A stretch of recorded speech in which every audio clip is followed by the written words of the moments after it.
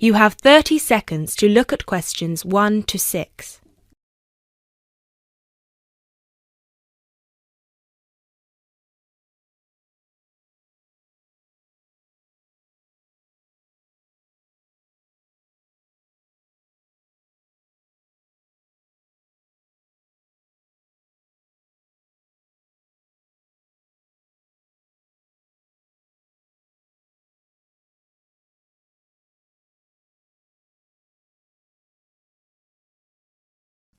GB Airlines, this is Kyle speaking. How can I help?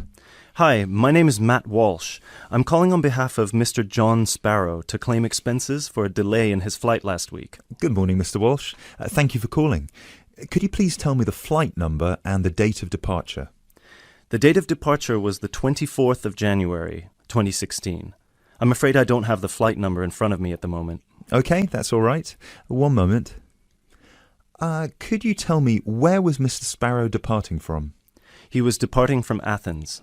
Is that Athens, Greece or Athens, Georgia? Athens, Greece. Right. And what was the destination? It was Heathrow, London. Right. We've got 2 flights from Athens to London, Heathrow, on the 24th of January 2016. Was it the 3:25 p.m. flight or the 9:45 p.m.? It was the later one, 9:45. Okay, so the flight number is GB1011. Right, okay. Okay, yes.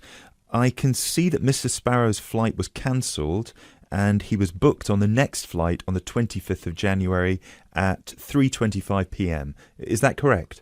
Yes, that is correct. According to our system, one of my colleagues spoke with Mr. Sparrow on the phone on the 24th to inform him of the cancellation and offered to book a hotel for him for the night, but Mr. Sparrow preferred to book one himself. Yes, because he didn't want to stay near the airport, as the next flight was in the afternoon. Yes, of course. Could you tell me which hotel he stayed at? Yes, he stayed at the Hypnos Hotel. Oh, could you spell that for me? Of course. That's Hypnos. Right. Thank you for that. And could you please tell me how much the total cost was for the night? Sure. It was 73 euros. Right.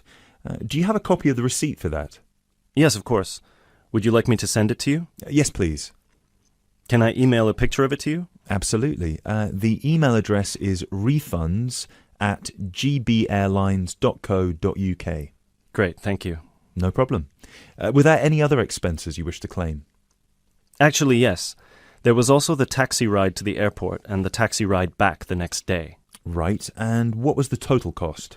The first taxi ride was 53 euros and the second one was 42, so 63, 73, 83. Yeah, so the total was 95 euros. I'll send you the receipt for those as well. Thank you. Are there any other expenses? No, I think that's it.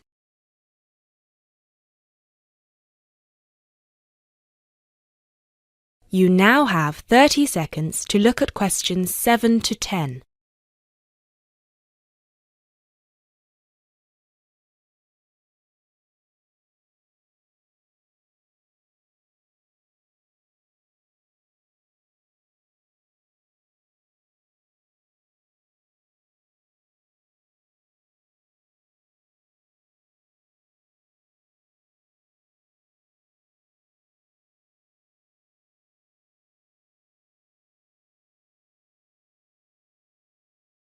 Excellent. So if you could please send us the receipts for the hotel and the taxi rides, and after we receive them, it should take about 48 hours for the funds to reach Mr. Sparrow's account. Perfect. Thank you so much. My pleasure. Is there anything else I can help you with? Actually, yes. There's one more thing. Mr. Sparrow complained about the meal during the flight. He said that it was a bit bland. Right. So he asked me if it was possible to switch to a different meal option for his upcoming flight to Kiev next week. Right, of course. Just give me a minute, please. Right, I see that Mr. Sparrow had the light meal option for his flight to London, and you would like to change that. What would you like to change it to? What are the other options? We've got 12 different meal options. Would you like me to list all of them for you? Well, Mr. Sparrow has told me that he would prefer something without meat. How many of these do not contain meat? We've got 3 meal options without meat. We've got the vegetarian option, the vegan option, and the Asian vegetarian. What's the difference? There's a variety of different dishes served with each option. For example, next week the vegetarian option will be a small spinach and feta cheese pie, a bread roll, a salad, and tropical fruit. And the vegan option? The vegan option doesn't include any dairy products, and it also doesn't include fowl, eggs, or honey. I'm afraid I don't have the specific menu for this week, but I can email it to you as soon as it becomes available. Oh, could you do that? That would be great. Yes, of course. I can email you a detailed description of all the meal options if you like. Yes, please. No problem. Please do not forget to call us back to change the meal option. You need to do that 48 hours before the departure time for international flights and 24 hours for domestic flights. So 48 hours for this one then? Yes, exactly. Perfect. Oh, no, I'm sorry. Transatlantic flights require 48 hours. All flights within Europe require 24 hours. So in this case, you will need to call us 24 hours in advance. I apologise for that. Okay, great. So, could I please have your email address so I can send you the menus? Certainly. It's matt.walsh@sparrowlimited.com.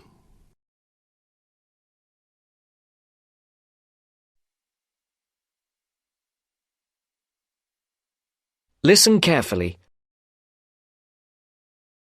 Good evening, everyone. It's great to be here to talk to you about staying safe on holiday.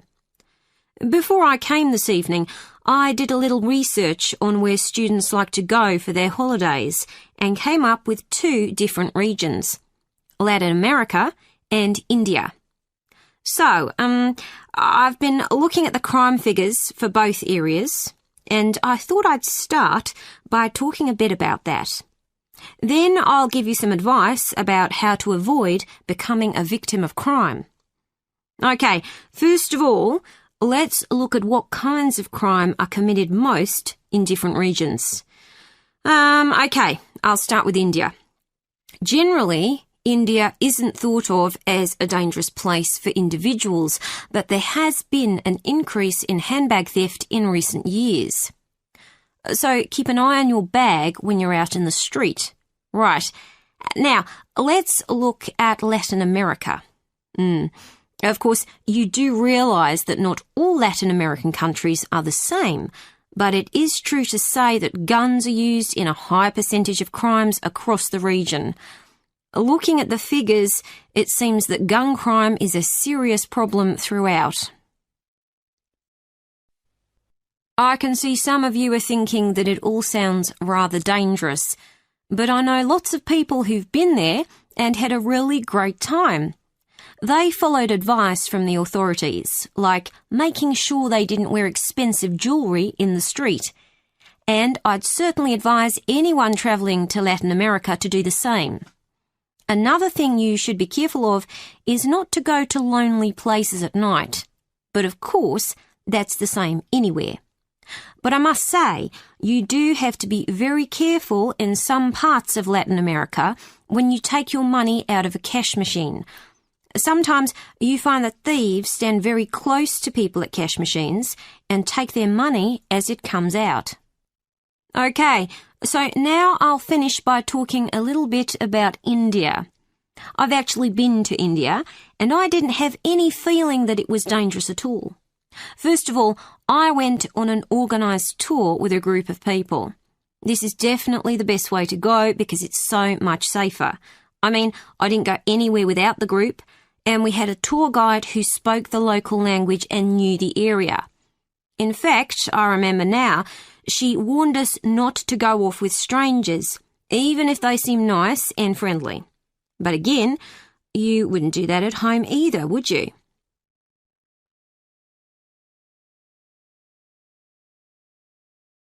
You will hear a conversation between 2 students working on a presentation. You have 30 seconds to look at questions 21 to 24.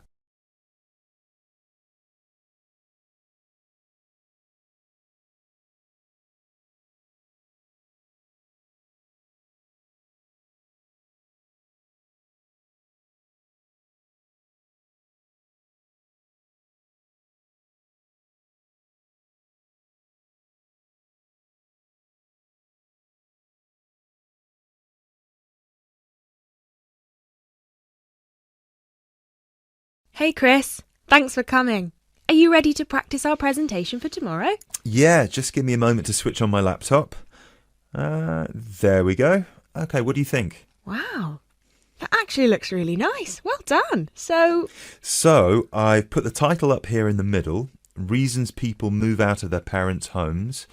I thought we could start with the general graph outlining why people fly the nest at any age, and then we could break it down to age groups and social or ethnic backgrounds before we get into how our findings fit into what sociologists say about leaving your parents' house and what the effects of the timing and the circumstances of your decision can be. that sounds good to me. So we can start with the bar chart here. Do you think they'll be able to read the tiny letters here? No, which is why we'll have to read them out to them. Okay, so we could take turns then. I'd start with bar A, which says that the number one reason that young people leave home is to go to college or university. Exactly. And then I'd go on to the second bar, which gives the number of people who said they felt smothered by their parents' control over their lives and decided to get their own house to avoid that. Right. Then in bar C, we've got people who found a job and decided that it was a good opportunity to move away because of their new income. Yep, and then those who didn't feel exactly smothered by their parents per se, but more so because of the lack of room in their parents' house and the fact that their parents were around pretty much 90% of the time. Maybe we should move this bar so that it can be next to bar B, since they seem to be quite similar to each other. Well, actually, that's why I kept them separate. But maybe you're right. They would lead smoothly into one another.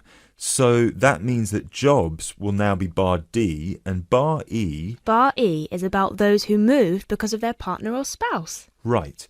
And then at the end, we've got those who were pushed to leave by their parents and those who left because of a conflict at home. I guess at this point we should mention that, as expected, we had almost 0 people reply that they left home because of emancipation or abuse, despite the fact that our study was conducted anonymously. Probably because the participants didn't feel confident enough to share such private details with us. Or maybe just because there was no one in our pool of participants with such experiences. Yeah.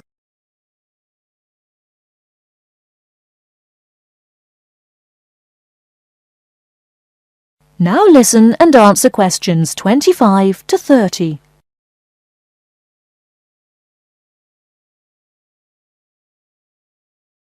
So then we can break it down to age groups and show these 4 different graphs for our 4 age groups. Under 18s, 18 to 20, 21 to 24 and 25 and above. Shall we take the graphs by age, or should we start with the second group? What do you think?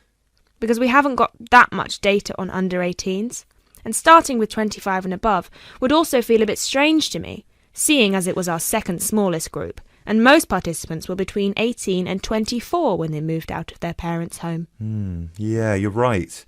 Perhaps we should start with our 2 biggest groups and then move on to the other 2. So, you can present 18 to 20, and I can present 21 to 24. And then we can maybe present the other 2 groups together.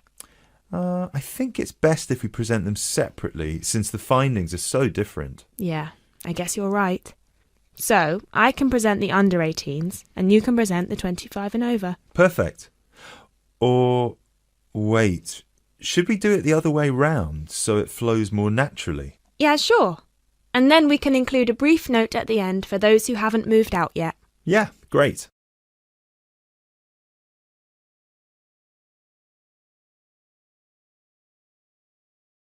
Excellent. So, then we can move on to the final chart before we get to the bibliography and explain what they said they found difficult when they moved out. Yeah, so we can say the biggest issue for everyone was finding a place to live, especially for those who didn't have a guarantor or didn't live in a student hall of residence. Yes, and that 30% of the participants also experienced some financial problems in the beginning, with bills and rent and food and everything. Right. Then an even larger number reported that they didn't expect to miss their family that much, but ended up visiting their parents' home often just to see them and spend some time with them. Although, we should probably cut that number down a notch to exclude those who went back home just so their parents could cook and do their laundry for them. Yeah, Sure. Anyway, then we should finish off with the final issue, which was flatmates. Oh yeah, so we should say that a whopping 67% complained about the people they had to live with, and that they were often dirty and inconsiderate. Right. Great. So then we can move on to how our findings fit into...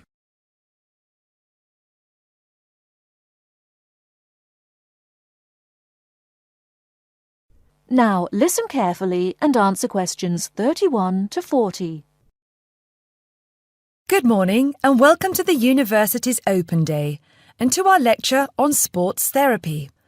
There are two good reasons to be here. Firstly, you will experience what a university lecture is like, so take out your notebook and pen. And secondly, you will find out about the sports therapy programme. OK, so what does a sports therapy programme involve? Everybody in today's society knows the impact sport, health and fitness makes on the population's physical and mental health. Studying at Kent will develop your understanding of the ideas and issues within the sports therapy, health and fitness industries. Sports therapy is one of the fastest growing careers within the sports sector. The programme teaches you all the specialist knowledge you need in order to work within these industries. This includes scientific aspects such as anatomy and physiology and sports psychology. You learn how to design training programs and lifestyle profiles for a range of clients and to understand the role of sports promotion and event management. The degree also covers the treatment and prevention of sporting injuries and the importance of referral programs. There will be a full description of these subjects for you available at the door when you leave this lecture. Now, just to talk a little about teaching and assessment. The programme involves taking part in and designing practical sports sessions, lectures, small group seminars and private study. On average, you have 6 lectures, 3 practical sessions and a 1-hour-long seminar per week.